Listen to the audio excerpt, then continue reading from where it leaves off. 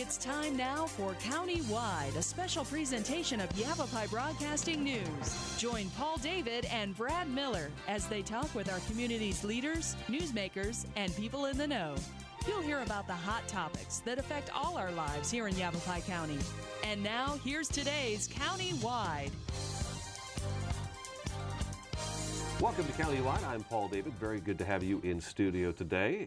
Skip Heyer is here from the Verde Valley Fire District. He teaches their CCR, is that right, Skip? CPR hands only. CPR hands only class. And so he is going to take us through that today, along with an AED, and describe this. And we've got a mannequin here today to talk about this. I'm going to do some hands-on stuff with Skip, and this is going to be good for me to learn, but it's going to be good for everybody else to learn as well. And so if you're listening on the radio, we'll do our best to describe what we're doing. If you're watching the show, of course, you'll see exactly what we're doing. But if you are listening on the radio, you're going to want to make sure you come back to our website and tune into the channel and take a look at this, because this is really good information, because we really don't know when something like this might happen. Never know. You never know. I mean, we've been talking about it a lot the last couple of months, is be prepared. You never know what might come your way. That's right. So let's get right into it, because I know there's a lot to talk about. So kind of tell me what we're talking about today. First of all, thank you very much for having me this morning. Oh, thanks for coming. I appreciate it.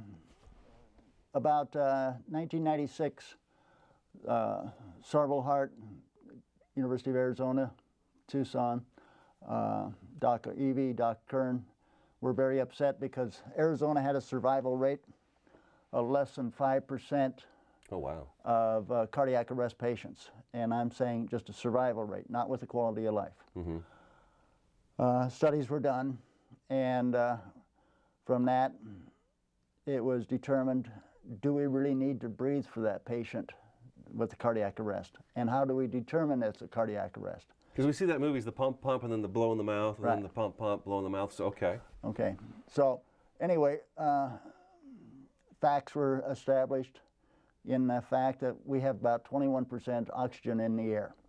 Of that, we only use about 6% every time we breathe in and out. Okay. So we have lots of oxygen in our blood system normally for an adult. And as a result, all we've got to do is move it from the heart to the lung, back to the heart, up to the brain, realizing that the brain and the heart start to die in less than 3 minutes without oxygen. And every minute thereafter, 10% of your brain and the heart die. Oh, boy. So if you wait 5 minutes, you've lost 50% of your brain. Oh, man. So the object is to recognize, to call 911, get emergency vehicles rolling, and start compressions, with first emphasis being on your safety, the rescuer. We don't want you going into a situation that could lead to a second patient rather than only having one. Okay. So take a couple of deep breaths, look around, make sure you're going to be safe, and then do this. I'd say staying calm is probably an important thing, which is a difficult thing to do when you're under pressure like that. And when you take that extra couple of deep breaths, that's more oxygen up here for you. To get you to calm down. Get you to calm down. Okay, then what should we do? Okay. Basically, what we'll want to do is establish whether we need to do this or not. You'll use a shake and shout method, and if there's no response, you might try a sternum rub, like Big Brother, Big Sister used to do up here. Okay. It's painful. Okay. Right? Yeah, okay, that is painful, right, yeah. Okay. Do it right on the sternum. I remember that. Do it right on the sternum. Uh-huh. And so now we're checking just to see if the patient is even alert, awake, or can speak. if he has a response. Okay. If he moans and groans and says, "What the heck you doing to me?" you don't need to do this. Right. An epileptic, a diabetic, an alcoholic, a fainting episode will respond to one of those two or both stimuluses. Okay. A cardiac arrest patient will not. Any idea why? No. Well, those four that I listed off all have a pulse, and they're all breathing. Okay, that makes sense. The other one doesn't. A cardiac arrest patient does not. They are deceased. Or soon to die. Okay. Or soon to die. So it's essential that you then start compressions. And you cannot do this with chicken wings. You've got to have your arms locked, your shoulders right over the patient. Now, Is it time? Okay, you know what? Let's take our first break. We'll take our first break because we knew we were going to take our first break a little early because Skip and I are going to stand here and we're going to demonstrate how this works. You're going to basically teach me the class that you teach when you go around the Verde Valley, Arizona. When our team does. The team, correct. So let's go ahead and take our first break. We'll come back and we'll do that. Skip Hire from Verde Valley Fire District is in studio today. I'm Paul David. Stick around. Countywide will be back in just a couple minutes.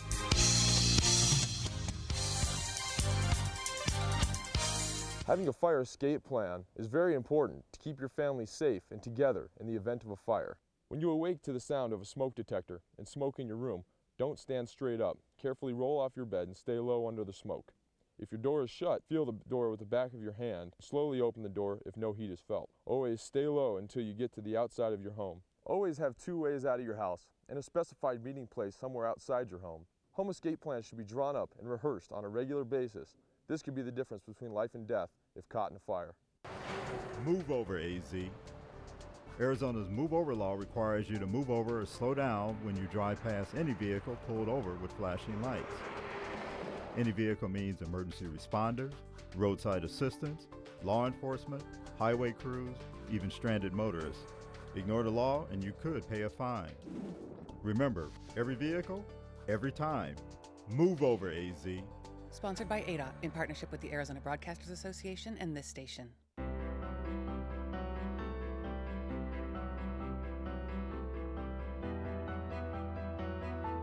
Body language can tell you all sorts of things. Like someone is having a stroke. Know the sudden signs. Learn fast. Face drooping, arm weakness, speech difficulty. Time to call 911 and get them to a hospital immediately. Learn the body language and spot a stroke fast.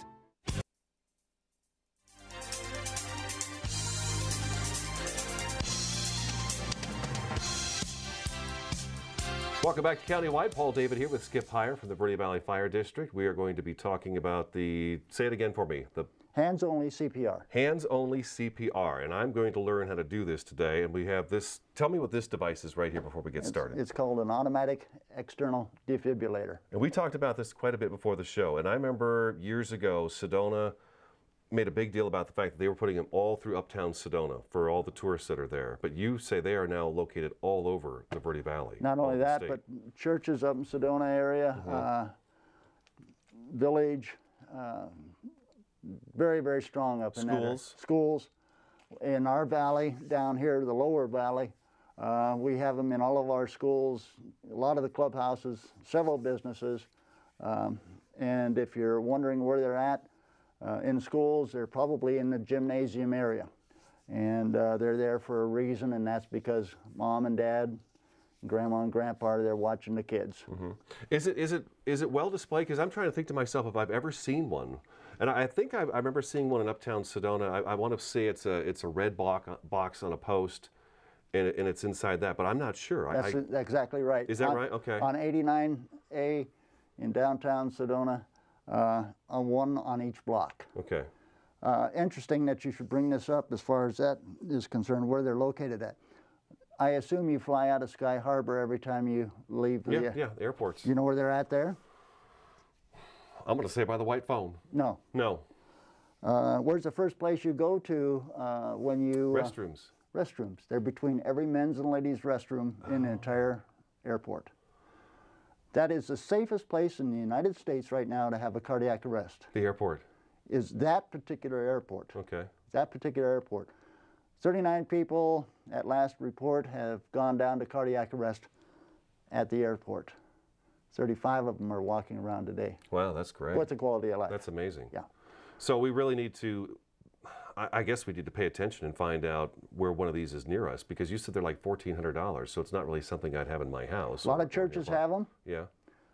Community centers, like I said, several business and all those schools. So anywhere that there's a lot of people might get together, right? There's usually one there. And all your fire stations and EMS areas have them. So. And this is just in case we can't get you there right away, or is this because we're waiting for you to get there? If we can get you to do this, after you've done a couple of minutes or 3 or 4 minutes of compressions, or until you get that hooked up, that just gives us an added additional patient response time. Okay. Let's do our scenario, Skip. Someone's fallen down and they're in cardiac arrest. Do I know they're in cardiac arrest, though? So I've done the shaking. Hey, can you hear me? Wake up. Are you there? Loud. Loud, really loud. I'm not going to scream because I'll hit the mic. But then I want to make, if that doesn't work, should I do the chest rub? Make a fist, rub that up and down the chest? Some of the movies that you see out there about this, are you all right? Are you all right? No, that doesn't cut it. Yell it, because not only is that a noise stimulus to the patient that he may respond to, but it's also an alert to your engineer to come in here and say, hey, what's going on? Okay. So actually, we want to irritate this person to see if we can snap them out of it. Okay. Right. Okay, that didn't work. Okay. Didn't work. Sternum rub. Okay. Very, very respectfully, but hard, right across the sternum. Okay. Just as hard as you can. Okay. Okay? It's a pain stimulus. Still nothing. Still nothing? All right. Draw an imaginary line right through the breast area, right along the nipple line. Okay. Okay? Get your arms over the top of and shoulders over the top of the patient. Okay. Okay? And fall on that patient at least 2 inches deep. Okay. Okay? 2 inches into the chest. Okay. And come off the chest. In other words, rock up. Allows that chest to expand. You're kind of bouncing up and down off of there. So, and we don't, you said don't do the chicken wing where I'm doing this with my arms. You can't do it. Right. So you got to use your whole body weight to push down onto the person. Okay. And where this is a change from what we were originally teaching a couple of years ago. It used to be approximately 2 inches deep. Now we need to have you at least 2 inches deep. Okay. Okay? And to remember to come off that patient as much as you possibly can, completely. I like to rock up and down. Okay, so now we're pushing the chest in, which is air coming out, right? Right. And then we're letting it go. That's also pumping the heart. Okay. That's primary. Okay. Okay. Okay. But as you're allowing the chest to expand, you're allowing the blood flow back into the heart, and you're also allowing air to come back into the lungs. Gotcha. Okay. Okay. So am I going to continue doing this? You're going to continue doing that. Okay. So I'm still doing compressions. And you've sent me to go find the AD and call 911. Okay. Okay. Make sure you hurry. So yes. And I come back. I found the AED, which we'll get into in just a few minutes. And it looks like you're tired. Yeah. Okay, don't stop. Don't stop. Okay. Okay. So we're still going. We're still going. Okay, I'm thinking I need a break. All right. You count to 3, and I'm going to slide in. Okay. 1, 2, 3.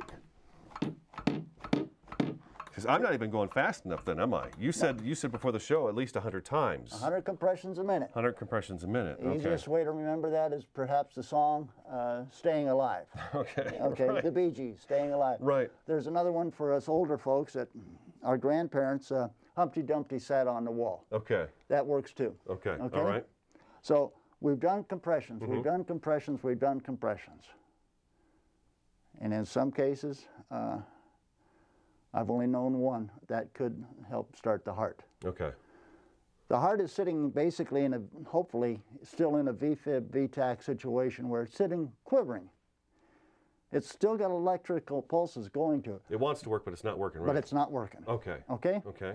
So the next thing we can do, hopefully, is have an AED available. You've called 911. You're probably talking to dispatch anyways right now, correct? Brings up an interesting situation. You're carrying a cell phone, I'm carrying a cell phone.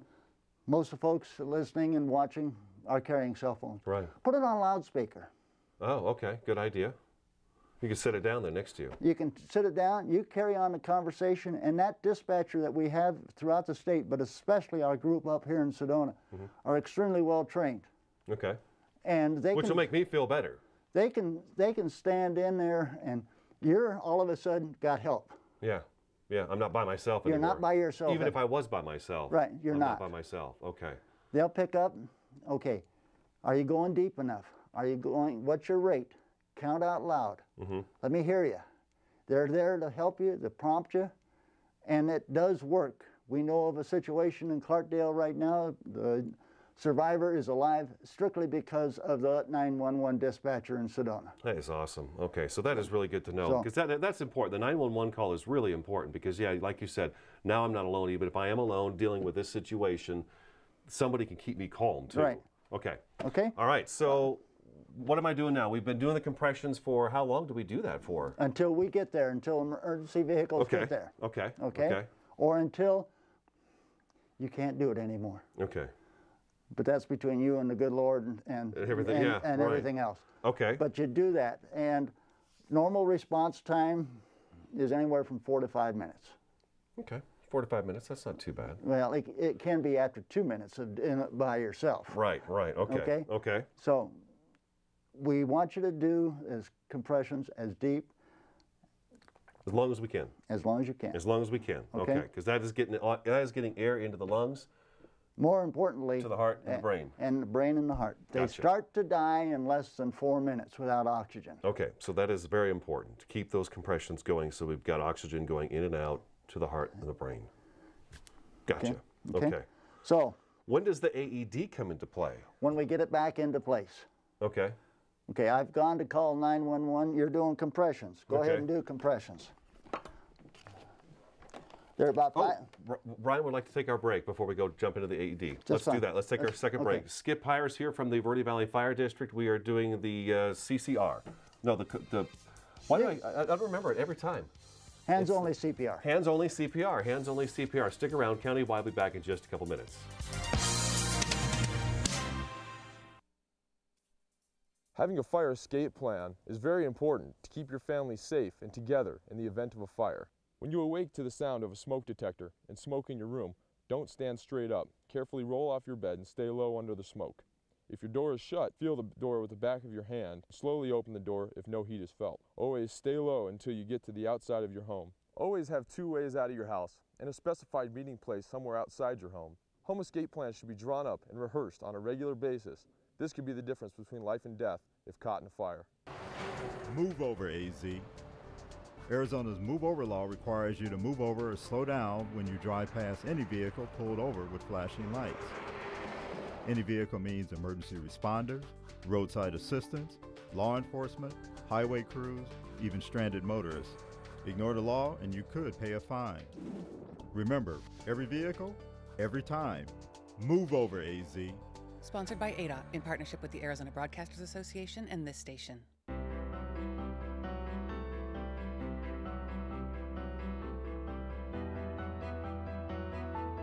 Body language can tell you all sorts of things. Like someone is having a stroke. Know the sudden signs. Learn fast. Face drooping, arm weakness, speech difficulty. Time to call 911 and get them to a hospital immediately. Learn the body language and spot a stroke fast.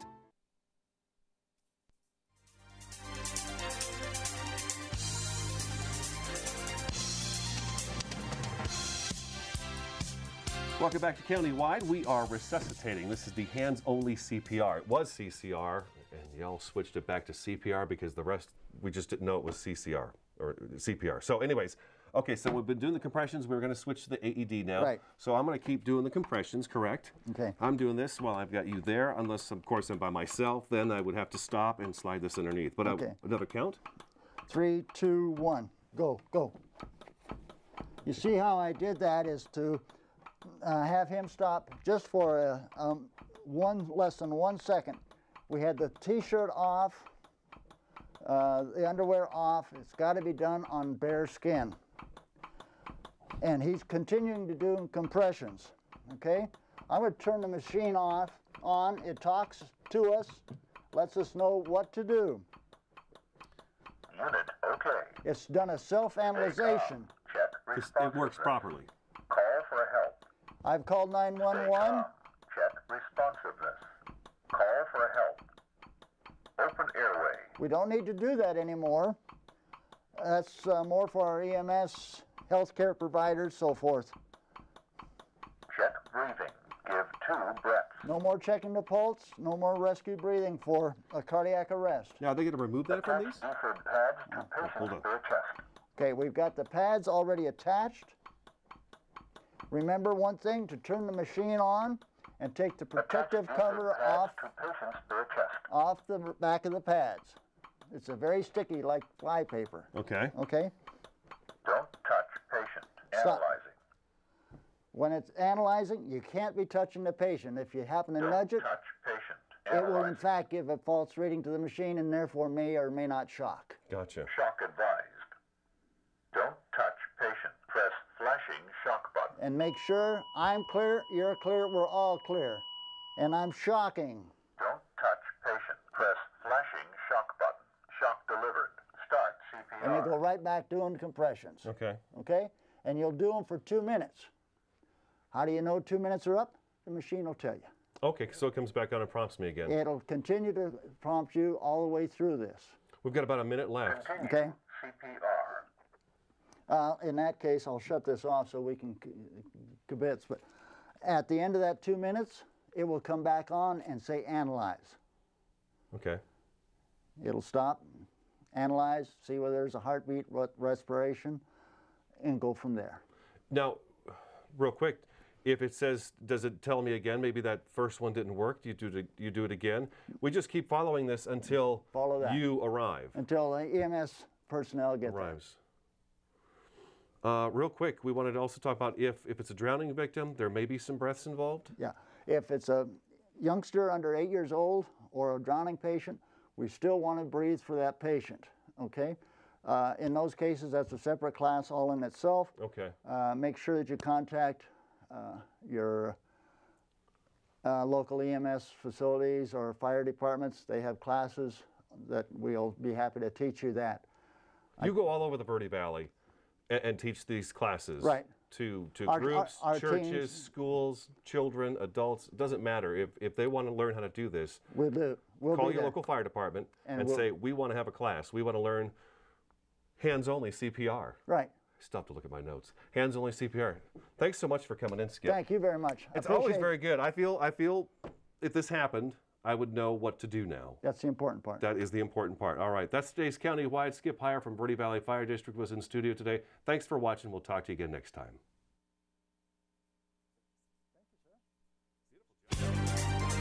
This has been County-Wide, a special presentation of Yavapai Broadcasting News.